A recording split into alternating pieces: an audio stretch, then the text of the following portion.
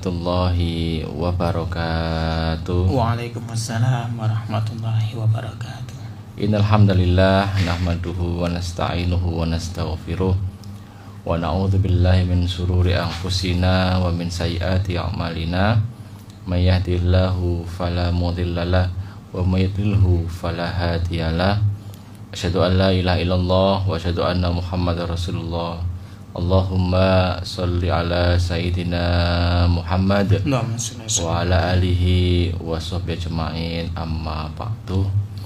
Dulu Victor yang berbahagia dimanapun jenengan berada, mudah-mudahan selalu dalam naungan Allah Subhanahu wa Ta'ala, sehat jasmani, rohani dan ekonomi. Amin. Dan untuk dulur yang saat ini masih dalam perjalanan, mudah-mudahan lekas sampai kepada tujuan.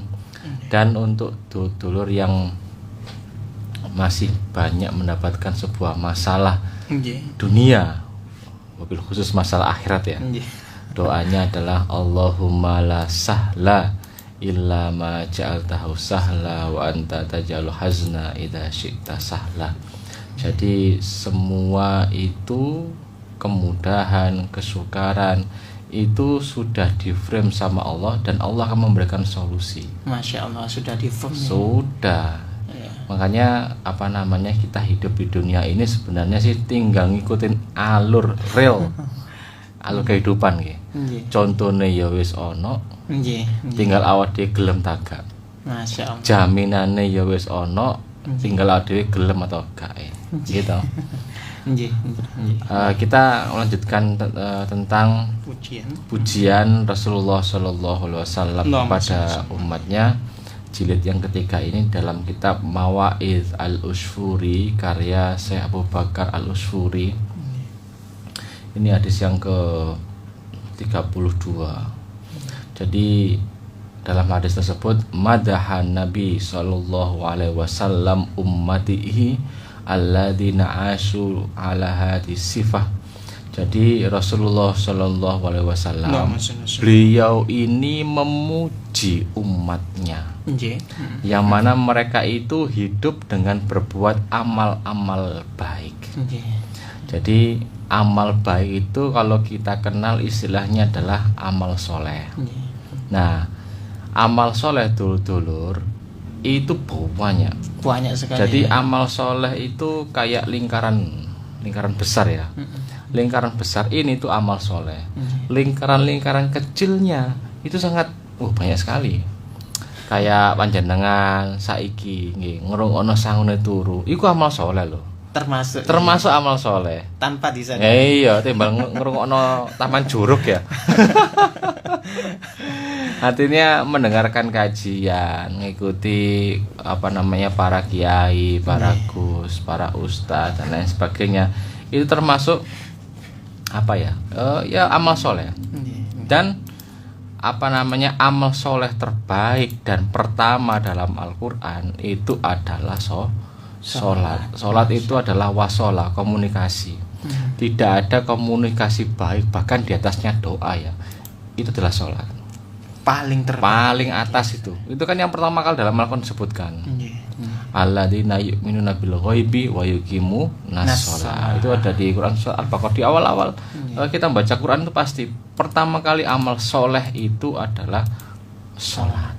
Maka ketika kita sholat 17 rakaat yang wajib ditambah dengan sunnah-sunnahnya, Allah dan Rasulnya itu memuji umatnya. Masya Allah.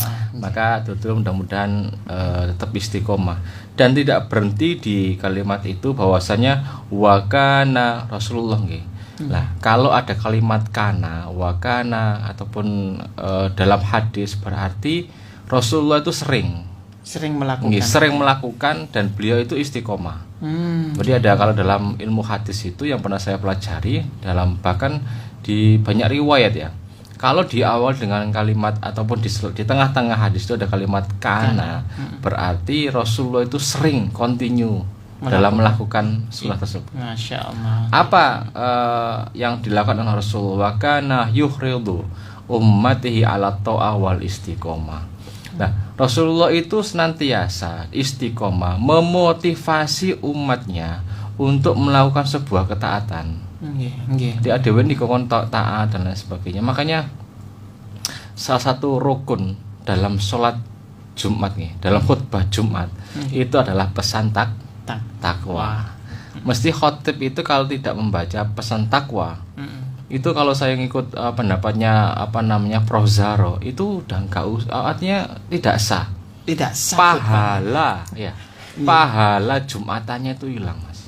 Gara-gara gak memberikan pesan takwa. Iya, tidak memberikan pesan takwa tadi itu. Madzhabnya Syafi'i ya. Kan Syafi'i kan mengatakan 2 rakaat itu pahalanya adalah zuhur. 2 rakaat yang zuhur itu adalah di sholat Jumatnya. Dan kalau nggak membaca kalimat ataupun pesan-pesan takwa, ya pahalanya, nah terkadang kan ada kan. Biasanya itu khotib tersebut, saya itu pernah loh, Mas. Itu pernah itu di salah satu di daerah Ketintang itu. Di masjid itu. Di masjid saya pas enggak ada jadwal khutbah mendengarkan. Dan yang khutbah itu arek mahasiswa.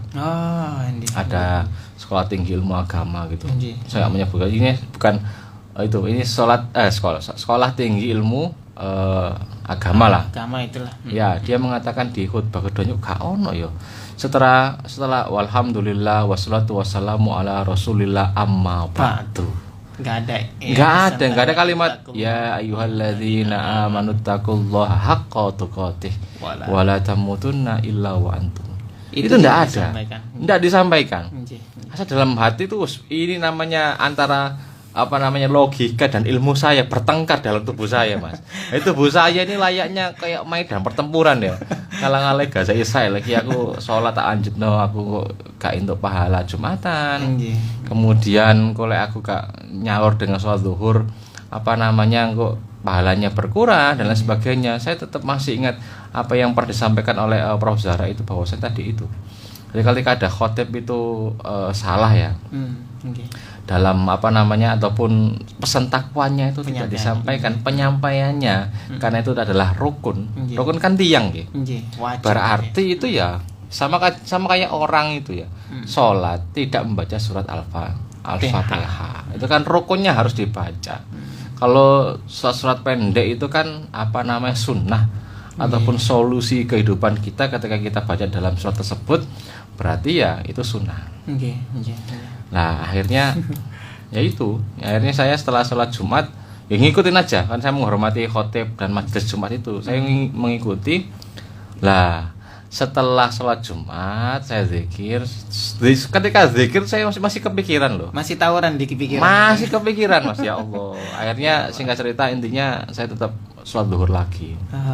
Setelah duhur 4 rakaat dengan niatan biasa. Niatnya sholat duhur. Jadi saya niatnya sholat zuhur karena memang yang Jumat itu bagi saya mungkin ya kurang afdol ya. Sama mengingatkan untuk seluruh imam di masjid maupun di musola ataupun di mana jenengan mengimami jamaah ya. Itu kalau membaca, karena saya pernah sekolah tahfiz ya. Ada sebuah kaidah ataupun adab dalam membaca surat-surat dalam Al-Qur'an. Itu harus tartibus suwar. Jadi salah satu imam itu adalah imam yang cerdas. Kan saiki kan ngene Mas ya. Orang yang jadi imam itu kadang-kadang sing tuwek iki kon maju. Bahkan sing tuwek gak rumangsa. Padahal mburine kono sing luwih apik lho, Mas. Ya Allah. Karena umur ya. Iya, pada Rasul ngendikan man ahsanahumul qiraah. Bukan man ahsanahum umur dan lain sebagainya. Tidak, Rasul ngendikan siapa di antara kalian yang paling baik bacaannya. Mungkin kalau dalam ruangan ini nggih, masih saya paling bagus bacaan dan paling banyak hafalannya. Mungkin jenengan harus jadi imam.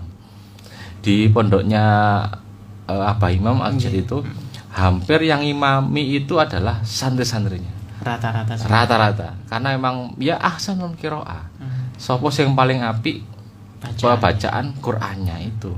Ketika saya mendapati ada teman saya mungkin yang saya anggap bacaannya banyak, bacaannya bagus, udah saya mending makmum. Lebih makmum. Kene ya ngimami bojone dhewe. Ya nek ngomong Mas nggih. Cukup sekali. Maka dalam hal ini tutur yang saya sampaikan adalah sebuah bahwasanya Rasulullah itu selalu memotivasi umatnya untuk senantiasa melakukan sebuah ketaatan. Jadi taat dan istiqomah untuk berbuat amal-amalan yang baik. Kemudian ada kisah ini, kisahnya lumayan panjang, teman saya persingkat. Jadi hatta anna lailata min layali Rajab. Jadi ketika suatu malam di malam bulan Rajab, Kanjeng Nabi Muhammad sallallahu alaihi wasallam itu beliau ini bangun ya di pertengahan malam. Ini tidak disebutkan jamnya berapa di hadis ini. Kemudian dia melihat ke dalam masjid. Apakah ada sahabat-sahabat yang bangun beribadah ya? Ternyata ketika beliau telah dekat dengan pintu masjid, beliau mendengar. Siapa yang didengar? Beliau ini Rasulullah. Beliau itu mendengar suara Abu Bakar tengah menangis di dalam sholatnya. Abu Bakar ingin menghatamkan Al-Quran di 2 rakaat sholat. Masya Allah. Berarti kan ya, Abu Bakar ingin menghatamkan Al-Quran di 2 rakaat sholatnya. Sholat sunnah itu ya? Sholat sunnah ya, mungkin qiyamul ataupun tahajud ya. Dari sini garis bawahnya tuh, turun ya. Mangkane sak kelas Abu Bakar, sak kelas awak dhewe, sak kelas Rasulullah, kemudian dan lain sebagainya, Umar, Utsman. Ini ada siapa panjang nih, dan ada Ali, kemudian ada Mu'adz bin Jabal. Itu setiap dalam doanya dia itu ingin menghatamkan Al-Qur'an minimal di malam hari. Makanya surga Firdaus. Masya Allah. Ya Allah. Lain dengan kita. Ya, saya itu miris sekali ya. Ada anak, saya sebutkan aja lah, di sebuah instansi SMA gitu ya. Itu ketika takbir sih ngomong ya Mas. Ketika takbir, maksudnya ketika imam sudah takbir ya, keadaan sudah mulai kondusif untuk sholat. Oh ini kok ono sing teko, kemudian dia ini membaca takbir. Allahu Akbar. Terus saya ngomong, saya ono kesempatan untuk ngomong, ya Allah. Ini apa gak diajari sampai guru nih, ataukah mungkin degradasi ya, degradasi sirah nabawiyah. Ketika Rasulullah tidak ada, beliau sudah menghadap Allah Subhanahu wa taala. Yang menggantikan sholat itu kan Abu Bakar. Abu Bakar dalam sebuah riwayat itu beliau ini mengangkat tangannya untuk mengucapkan takbir itu loh. Itu kalimat Allah itu tidak sanggup Mas. Berat ya. Karena saking beratnya Allahu Akbar. Kalau sudah Allahu Akbar, Allah yang maha besar, jadi semuanya itu udah pendek, semuanya itu rendah, semuanya itu kecil. Hanya Allah yang diagungkan, yang dibesarkan. Hanya Allahu Akbar, bukan Akbar. Tidak pakai alif lam. Kalau Masjid Al Akbar ya kan? Ada alif lamnya. Kalau menawarkan alamut ta'rif ya. Kalau nggak pakai alif lam, berarti dia itu tunggal satu, nggak ada yang besar yang lainnya. Makanya kalimat Allahu Akbar, bukan Allahul Akbar, tapi Allahu Akbar. Hanya Allah lah yang pantas untuk disembah, yaitu Dia yang maha agung. Besar. Contoh lagi dalam Quran surah Al-Ikhlas itu ada kalimat Qul huwallahu ahad. Nah, Al-Ahad ya. Bukan Al-Ahad, tapi uniknya saya pernah baca dalam sebuah penafsiran itu. Kalimat ahad itu unik. Jadi kalimat ini sengaja disematkan dalam kalimat ahad oleh perintahnya Allah kepada malaikat Jibril. Itu kan ketika masyarakat kan bertanya tentang Rob. Sopo ya Tuhanku ya? Sopo ya Tuhanku ya? Rasulullah itu tidak langsung menjawab, tapi beliau diamnya itu turun Quran surat Al-Ikhlas. Kul, katakanlah wahai Muhammad, wallah, dialah Tuhanmu. Itu Allah perkenalkan Muhammad, Tuhanmu, Tuhannya orang Islam itu adalah Allah. Allahu Ahad. Nah, kalimat ahad itu adalah esa tunggal. Wis gak ono sing liyane. Padahal kalau kita pernah belajar bahasa Arab ya, nahwunya itu. Iya. Bilangan satu ya, kalimat adat ya. Bilangan satu itu kan banyak ya. Ada wahid, ada al-awwal, ada al-ula, ya kan?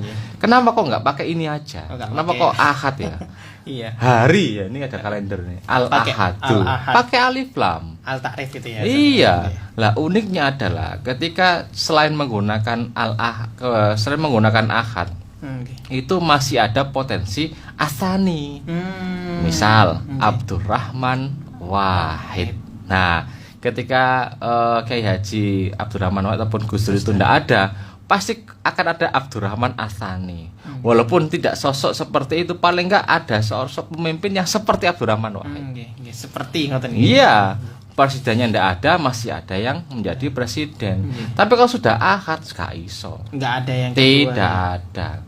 Maka di sini kembali lagi ketika Abu Bakar itu dia itu ingin menghatamkan Al-Qur'an, kemudian dia itu membaca surat At-Taubah ya, ayat yang ke-111. Yang artinya sungguhnya Allah telah membeli dari orang-orang yang beriman dirinya dan hartanya mereka dengan memberikan surga untuk mereka. Masya Allah. Kalimat ini adalah kalimat jual beli. Transaksi. Jadi Allah itu ingin membeli. Jadi Allah itu ingin membeli amalan kita, diri kita, ya enggak? Dan akan diganti dengan surga. Digaji sampai surga, Mas. Tapi Abu Bakar, dia itu tampak menangis ketika membaca ayat ini. Kepinginnya itu khatam. Ketika mendalami ayat ini, itu beliau itu ya apa ya pantes ya. Jadi bener ya Abu Nawas ya. Ilahi lastu lil firdausi ahla wala aqwa ala naril jahim. Wahai Tuhanku, aku bukanlah ahli surga, tapi aku ini gak kuat yang neraka. Terus neng awakmu iki. Keren Abu Nawas iki. Sindirane. Iya. Tapi terjawab nanti. Ini di surat Al-A'raf itu ada namanya Bukit A'raf ya. Ini antara apa namanya? Jembatan antara, bukan jembatan ya, bukit ya, antara surga dan neraka. Nanti kita bisa melihat kalau seandainya hisabnya itu balance. Lah, kemudian apa namanya? Ketika sholat subuh, itu kan sebelum sholat subuh ya. Ketika sholat subuh, Rasulullah ngimami. Kemudian setelah itu Rasulullah setelah mengimami sholat subuh, lalu apa namanya? Rasulullah itu bertanya kepada Abu Bakar, "Hai Abu Bakar, nopo kamu ku nangis?" Ketika kamu membaca surat yang At-Taubah tadi itu, 111, itu kenapa kamu menangis? Nah, Abu Bakar menjawab, ini pujian Rasulullah dan bagaimana Abu Bakar itu sangat sekali memahami ayat Al-Quran. Bagaimana saya gak menangis Rasulullah? Sedangkan Allah berfirman dalam Quran surat At-Taubah ayat 111 tadi itu, kalau dia Allah itu membeli diri hamba-hambanya, sedangkan kita hamba-hambanya ini adalah memiliki cacat, ya toh. Kemudian maka pembeli tidak akan membeli dong sesuatu yang cacat, gitu. Awak dhewe lho, lek pengen tuku pelem ono codote, ya kan? Tuku gak? Ya mau ndelok tok wis gak kolu kan. Dolim kalau misalnya. Dolim. Tapi karena mohon maaf ya, awak dhewe niki adalah setelane pabrik. Menunggu saya setelane pabrik Gusti Allah nggih. Karena ownernya ada Allah. Karena manusia itu adalah tempatnya salah dan lupa. Jadi lumrah kalau seandainya manusia saya, Mas Ishak, dulur, lek duwe salah iku nggih. Lumrah, setelane pabrik. Makanya apa namanya? Ketika Abu Bakar berpikir, yo opo ya awak dhewe iki cacat. Mosok ya gelem Gusti Allah iki nuku barang sing cacat ya. Kemudian juga dianalogikan, masa ada mau pembeli yang apa namanya membeli kemudian dia juga akan mengembalikan barang tersebut. Nah, kemudian Rasulullah dibisiki sama malaikat Jibril. Apa kata malaikat Jibril? Faja Jibril alaihissalam wa qala kul ya Muhammad li Abi Bakar. Katakanlah bahwasanya ketika Allah itu sang pembeli ngerti cacate, maka dia pembelinya itu tahu kondisi barangnya. Gak mungkin pembeli itu gak ngerti barangnya dibujuki ambek sing dodolan niku mau. Tetapi karena apa namanya dia Allah yang tahu kondisi umatnya, maka tetap dibeli, maka diberi pahala surga. Masya Allah. Maka benar ada kalimat dalam Al-Quran itu ada istilah itu apa namanya jual beli yang lantaburo. Jadi jual beli yang tidak akan memberikan sebuah kerugian. Maka tutul yang dirahmati oleh Allah, terakhir mudah-mudahan nggih kita tetap bisa istiqomah dalam amal soleh. Nggih. Jenengan ke masjid durung salat lho. Wis dicatet. Wes dicatet kan, catet meneh Mas. Dipuji didongakno ambek malaikat. Masya Allah. Sing ndongakno dudu takmir masjid DKM apa meneh viral iki. Gara-gara rebutan imam iku tukaran ya Allah, jotos-jotosan yang Kediri ya. Nggih. Tidak, malaikat jenengan gelem nang masjid mawon niku lho. Nggih, amal soleh. Masya. Apa kata malaikat Allah maghfirlahu warhamhu wa tub alaihi. Wahai Allah, ampuni si fulan, rahmati si fulan dan terimalah tobat si Fulan. mudah-mudahan kita bisa istiqomah untuk beramal soleh dan amal soleh itu bisa menjadi bekal kita menuju surganya Allah Subhanahu wa taala. Baik Dulur Al-Victor, kita lanjutkan kembali Dulur. Silakan yang ingin bergabung untuk sekedar menanyakan tentang masalah di 081234939390. Baik, Ustaz, sudah ada masuk ini ya dari telepon. Kita terima telepon J. Assalamualaikum warahmatullahi wabarakatuh.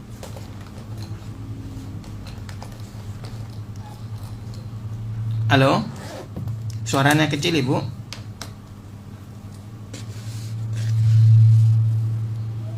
Halo.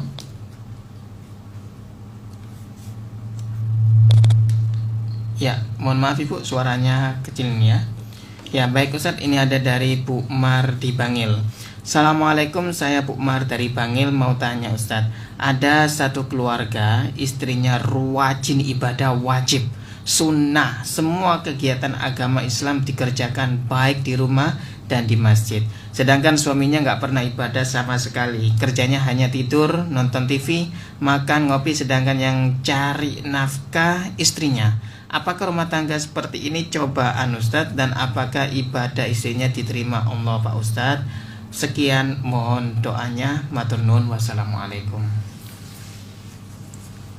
Waalaikumsalam warahmatullahi wabarakatuh. Bu Mar yang ada di Bangil ya. Nggih, Pak. Jadi ada istri taat, kemudian ono bojo sing gak taat. Lah koyo Fir'aun. Iya Mas ya. Nggih. Di Quran surat yang ke-66 ayat yang ke-11 ya. Ayat ke-11 sampai 12.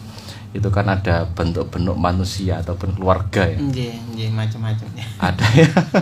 Ada yang apa namanya dua orang laki-lakinya taat ya toh.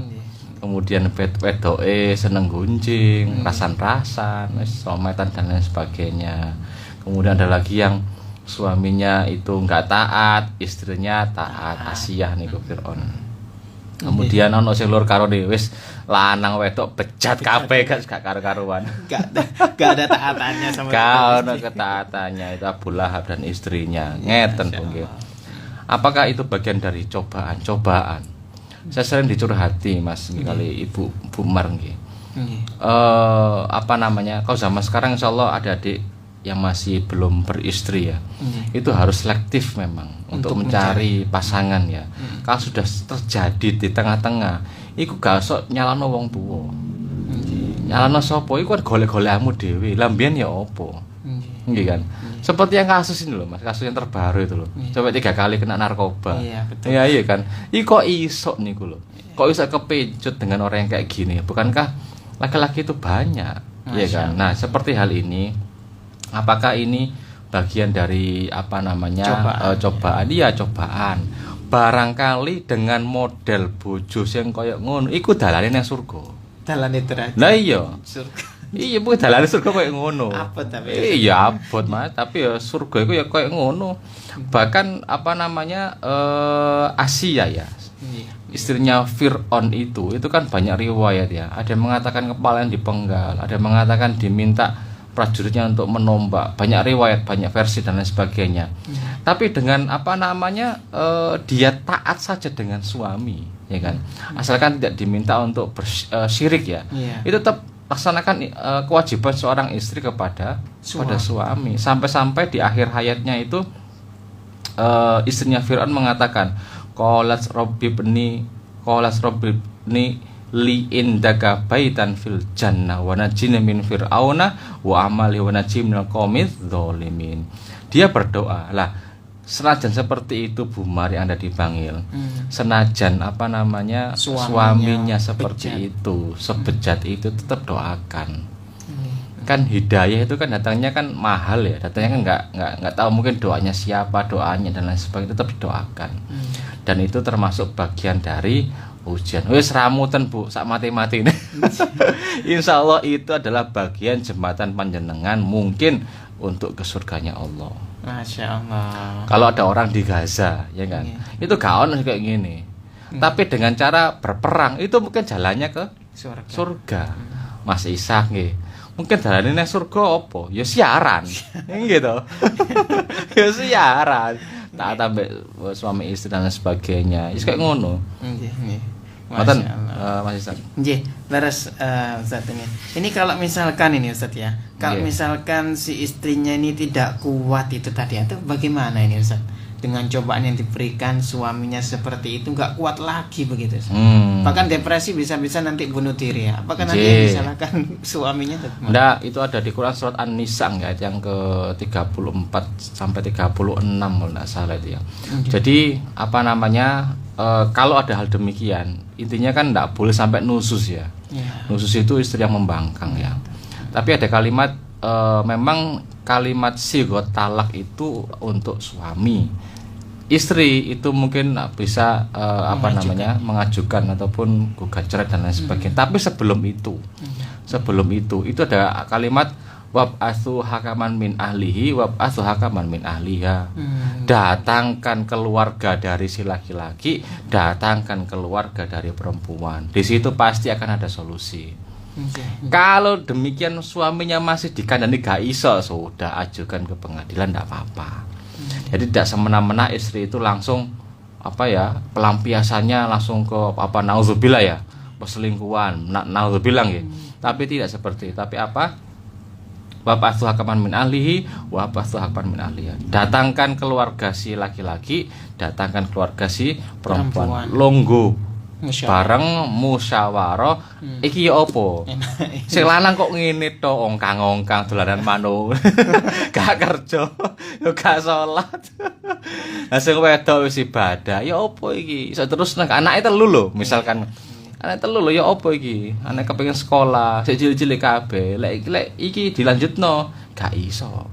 Pasti ketika ada pihak keluarga, insya Allah akan ada solusi. Masya Allah. Ngoten Ibu Mar. Baik, terima kasih Ibu Mar yang ada di Bangil ya. Ini kita lanjut lagi Ustaz ya. Ini dari telepon ini tadi yang sempat suaranya kecil. Assalamualaikum warahmatullahi wabarakatuh. Halo. Assalamualaikum Ibu.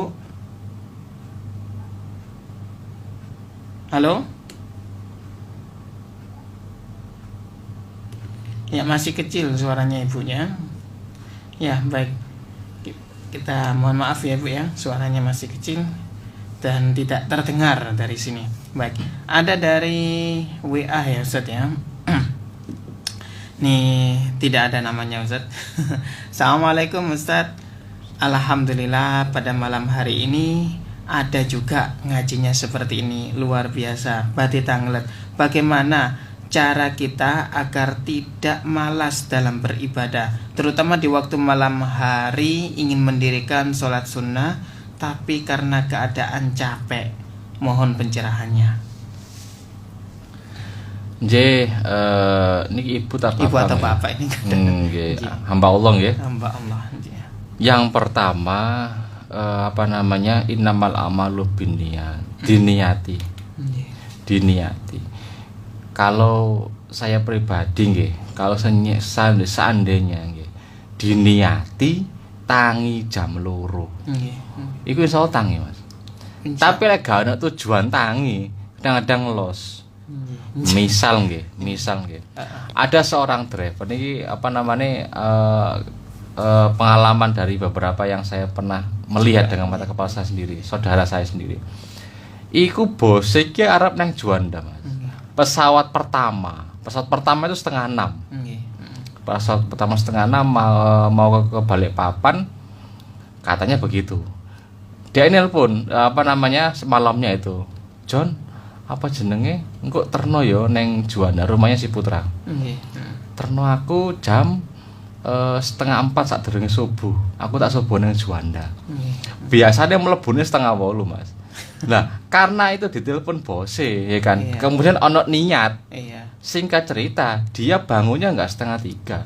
Jam 2 wis bangun, ngopi, ngerokok dan lain sebagainya, budal 2:30. Iya, artinya apa? Ada niat. Maka hamba Allah tadi itu, cara supaya tidak malas ibadah khususnya di malam hari, diniati sih.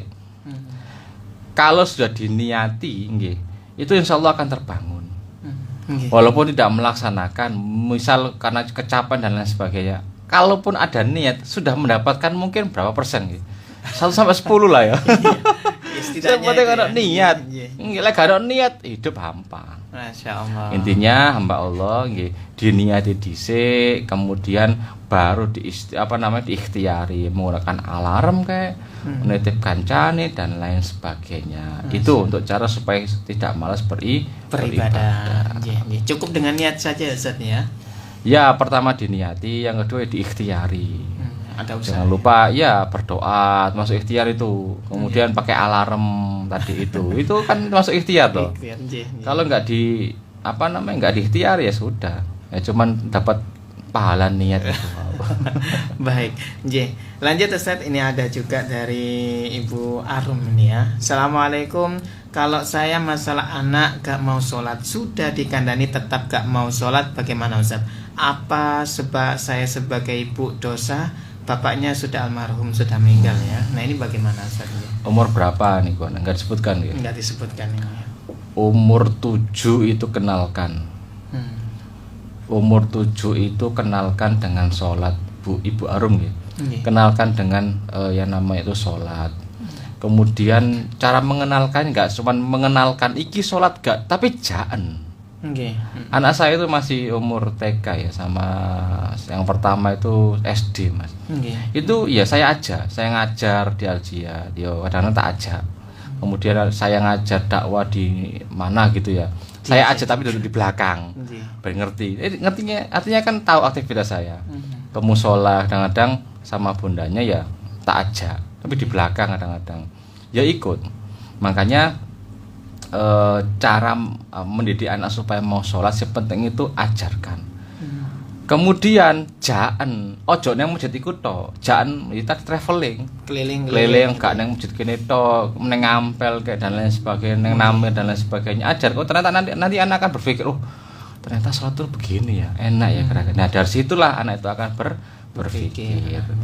Lalu kemudian ya yang kedua ya berikan pendidikan yang maksimal, misal ya masukkanlah kepada instansi lembaga pendidikan yang kompeten di di wilayah ini pengajarannya, ya MI ataupun nanti MTS ataupun di Kepon dan lain sebagainya. Ngoten untuk Ibu Arum. Itu untuk yang anak yang belum dewasa ya. Kalau ini disebutkan anaknya sudah dewasa. Oh nggih. Apakah juga termasuk ketika terdapat dosa bagi ayah yang sudah meninggal ini tadi Ustaz, atau bagaimana juga? Jadi untuk yang sudah dewasa, yang pertama mungkin ikhtiarnya didoakan ya.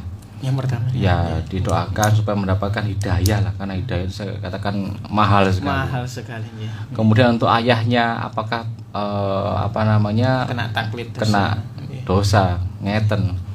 Lek wong lanang iku nggih ya. Lek duwe dosane digawe wong lanang. Nggih. Tapi lek keluargane ngelakukan dosa, iku sing lanang ya kena dosa. Misal niku wau nggih. Anake sik durung salat sampai umur balik. Bapaknya apakah mengajarkan? Kalau sebenarnya bapak tidak mengajarkan sama sekali, kena nanti. Istrinya sudah berhijab secara maksimal belum, ketok rambutnya, sik nyelatu, sik ngene dan lain sebagainya. Wis dikandani, lek dikandani alhamdulillah, lek durung dikandani kena meneh. Makanya apakah mendapatkan bagian dari dosa? Ya mudah-mudahan itu sudah diampuni.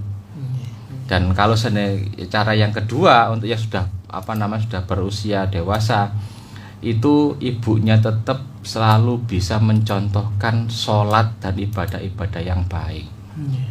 Ada Mas ya, singkat cerita ya, 1 menit. Itu di Jemur Sari sini dekat rumah saya itu anak ibu ngomben Mas. Masya Allah. Omben kecekel polisi pertama sekali sampai pinjem uang itu di keluarga saya sampai di nominal 10 juta. Kemudian tapi diakad setelah itu. Diakad wis tak bandane sakmene bapaknya satpam. Singkat cerita ya dia ini bapaknya itu selalu mencontohkan yang baik-baik, senang tahlilan, senang nang masjid, kadang-kadang imami, dan saya tahu bener orang ini. Hasilnya di umur 30 tahun baru ngeklik Mas hatinya. Masya Allah. Baru ngeklik dia itu sadarnya baru ke masjid. Itu di umur 30 di tahun. Umur 30 tahun. Dari tahun-tahun sebelumnya. Iya, ada istilah ya. Masuk ibul qomi indal qomi fawaid. Wong iku lek gak kecentok nambah musibah, gak bakal sadar. Wong lek gak tahu rasane ceblok, yo tetep banter-banteran. Engko lek kaya ngerti blowo. Iya, gak kapok-kapok. Maka tetap didoakan mudah-mudahan ya ada sentilan-sentilan ataupun klik-klikan lah untuk anak yang mungkin diberikan hidayah supaya dia bisa sholat dan istiqomah ibadah kepada Allah Subhanahu wa taala. Masya Allah. Baik, terima kasih dari Ibu Arum ya tadi ya Ustaz ya. Baik, Ustaz ada waktu 2 menit, mungkin kita bisa tutup dengan doa aja Ustaz. Tutur Victor yang berbahagia, mari kita berdoa mudah-mudahan kita tetap bisa istiqomah dalam ibadah dan kita mendapatkan surganya Allah Subhanahu wa taala. Amin amin ya rabbal alamin. Allahumma sholli ala sayyidina Muhammad wa ala ali sayyidina Muhammad walhamdulillahirabbil alamin. Rabbana hab lana min azwajina wa dhurriyyatina qurrata a'yun waj'alna lil muttaqina imama ya muqallibal qulub tsabbit qalbana ala dinika wa ala ta'atik. Rabbana la tuzigh qulubana ba'da idh hadaitana wa hab lana min ladunka rahmah innaka antal wahhab. Allahumma rzuqnal ikhlas wasidqa wa ata'il amanah wa akhlaqil karimah wal istiqomah fil ibadah. Rabbana atina fid dunya hasanah wa fil akhirati hasanah wa qina adzabannar walhamdulillahirabbil alamin. Terima kasih, mohon maaf. Assalamualaikum warahmatullahi wabarakatuh.